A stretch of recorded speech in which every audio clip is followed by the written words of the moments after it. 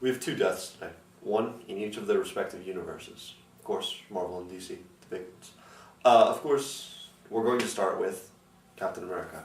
You might have heard about his death in issue 25, being a Civil War epilogue from the event where both Captain America and his League took on Iron Man and his followers, leading in the tragic death of Civil War, or tragic death of Captain America at the hands of his girlfriend, Agent 13.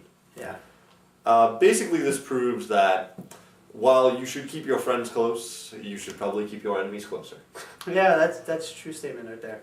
But really, what kind of impact did this have on you, John? Let me tell you. Let me bring you back to the day that I found out about this. Okay. You know, I was checking out website Newsarama. If you have anybody's heard of it.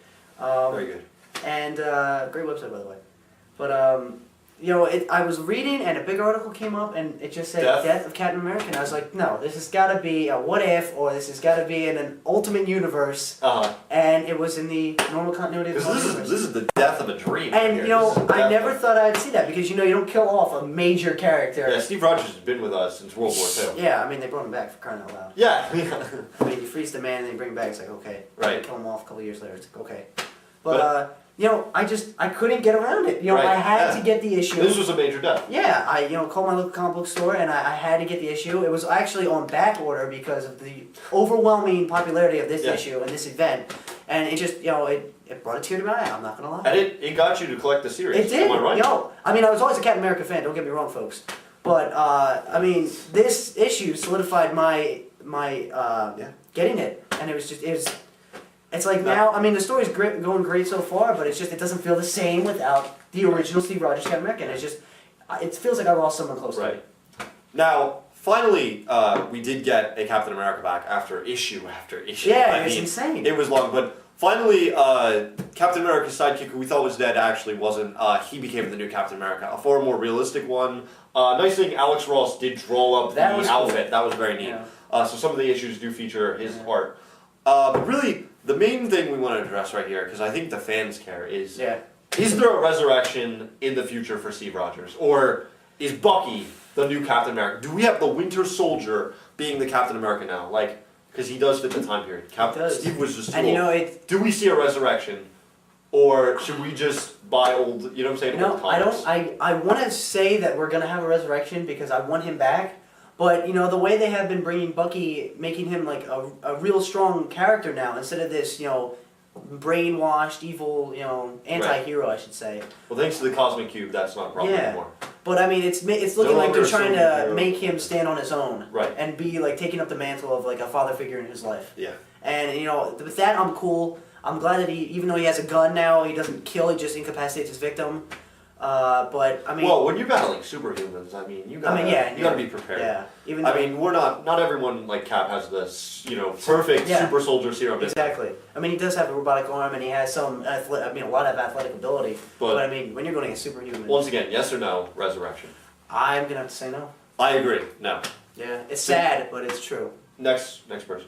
And this hit me hard. The next character is from the DC universe. Is probably known him as the Martian Manhunter, which died in Final Crisis #1 right off the bat. No first issue, major death. Grant Morrison's writing it, and I guess him and DC executives decided to kill off a character that's really had his foot in the DC universe. You know, as maybe a father figure to some, a real leader to others.